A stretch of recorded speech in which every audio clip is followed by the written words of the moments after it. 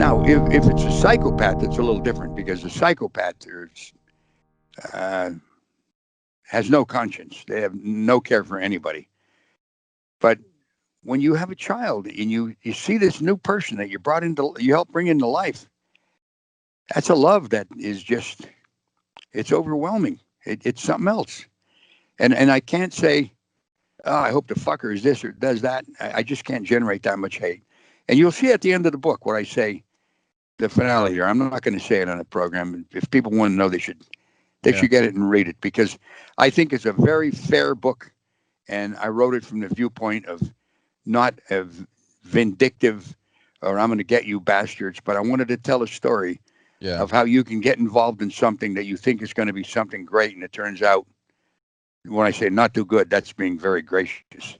It turns out pretty goddamn bad, because you can end up losing your family, your friends, and a good portion of your life to a cause that can't be backed up by what they say it can do.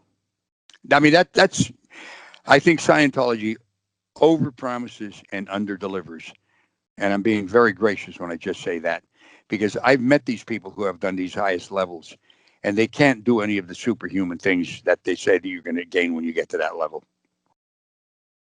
What is it that they say that you can actually do when you get to the top level? Well, they used to advertise this. I don't know if they do anymore.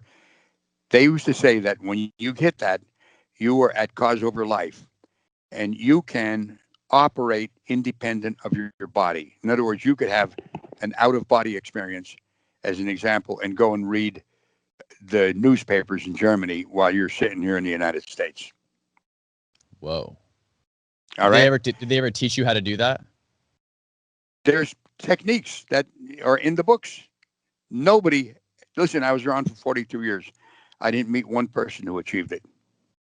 Well, can you give me an example of a technique to get your spirit outside of your body?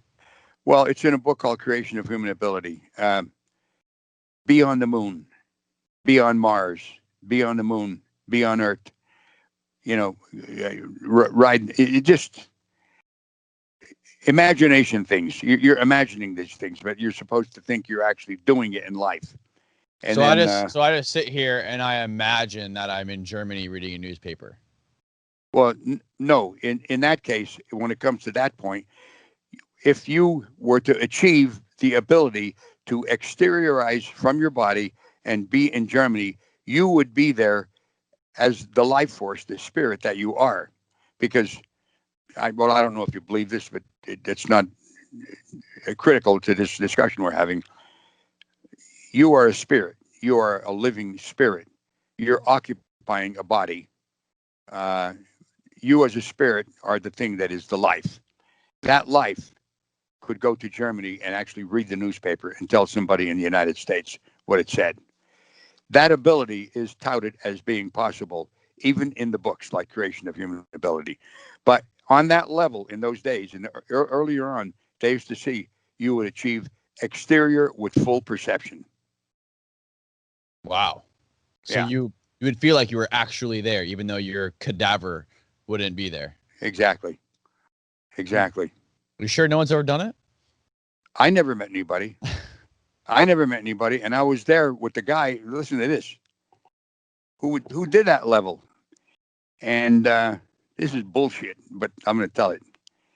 You're supposed to be at cause over mental energy, and even matter, energy, space, and time. In other words, over the universe. We are going to go in a room. This is when I was in the Sea Organization, and the door is locked, and there's another person with us. And the other person says, well, look, he said to this guy, you're OTA. Why don't you just use your powers to open the door? And he says, no, I will never do it. I did it one time and a person saw it. They got very sick. I'm never going to do it again. That's horseshit, man. He couldn't do it. Whoa. But they would make excuses, as to why they were not doing it. And even L. Ron Hubbard gave them a convenient excuse. He said, now listen, before you start reading rotogravure, and that's another word for printed stuff. Mm-hmm. You know the word rotogravure? No. I think it referred to print in a newspaper. He said, before you start reading rotogravure in another area, be careful because you're going to need a lot of backup. In other words, you might get attacked by alien beings if you do this.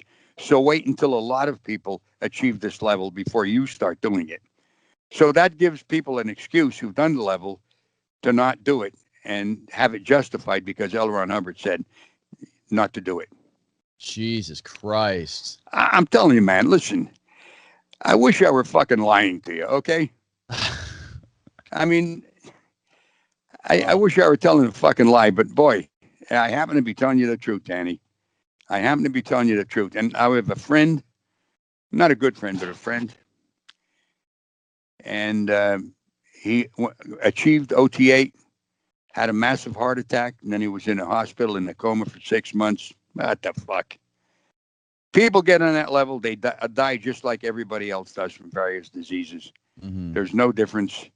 And if you get the right treatment, and I don't know, maybe you pray to God, maybe you'll live longer, but it's not going to be done by doing the Scientology upper levels. It's just, they're not truthful. And boy, I'm being very gracious when I say that. What they want more than anything is your money. They want your money and they want your loyalty, and back them up, do everything to help them out. Don't create any bad PR. That's bad. If you create bad public relations, you're a bad man, you know? Do you think Tom Cruise or John Travolta will ever be like, you know what? Fuck this. I'm out. I think the possibility of that happening would be about the same as a penguin coming in a room where I'm sitting right now and playing an alto saxophone. That's not too likely, but the possibility of that happening might be just about the same as them saying, fuck this, I'm out. Would the penguin be wearing a corduroy jacket? No, I don't think he could get the jacket on. He'd be holding the sax in his hands, you know? Oh, true. But look at, I don't know how they would do it.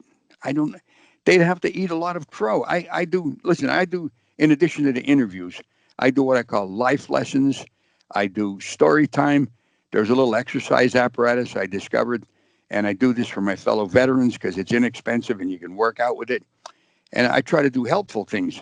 And one of the things on life lessons, I tell, what is the hardest thing you'll ever do? And I already told you this. Do you remember what I said it was? No, what was it? Admit you are wrong. Oh, yeah. People can't do it.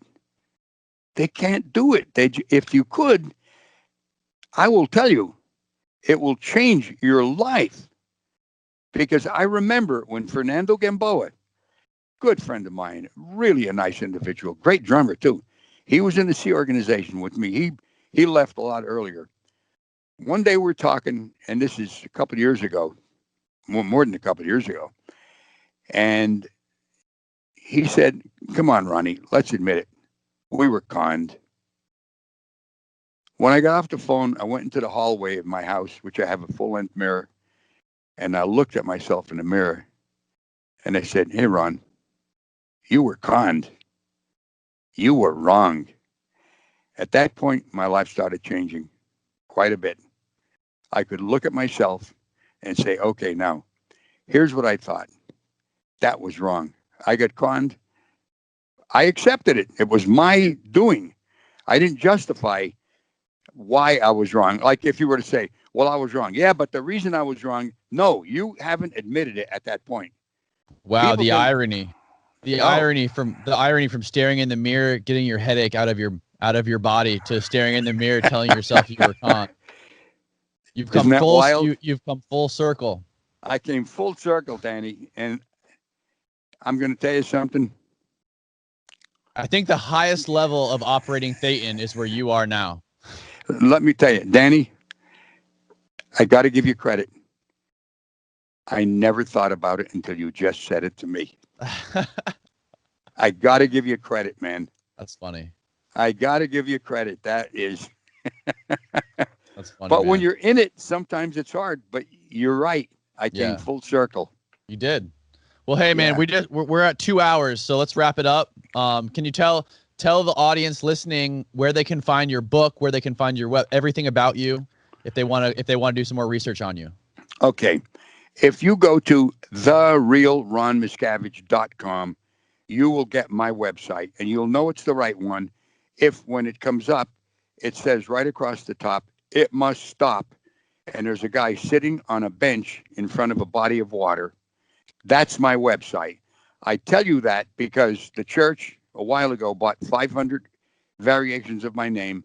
And if you put in the wrong one and not therealronmiscavige.com, it'll take you to their hate sites. On that website, you will see all of my YouTube shows. You'll see the interrogation that the West Dallas police did with the 2 private investigators who were following me. You can listen to that. You can see there's a link there to get my book. You can just go to Ruthless. I've also done 2 humorous books. One's called True Confessions of a Kid, and the other one's called Hideouts for Midgets on the Lam. They're just humorous books. I did it for laughs. You can get those on there too. And you can see the 2020 interview, other interviews I've done, and you can learn about me. And I appreciate it if you would, and get yourself educated and enlightened. There's over 90 interviews I've done with people who have been abused by the church. Danny, I got to tell you, I thank you very much for having me on. You're a very, very nice person, and you gave me the realization that I never had, and I did come full circle. It's Well, a fucking you. 10. No, I'm telling you, man. There's a 10. That's great, man. Well, I appreciate you for doing this as well, and I'll include your links below. Okay, buddy.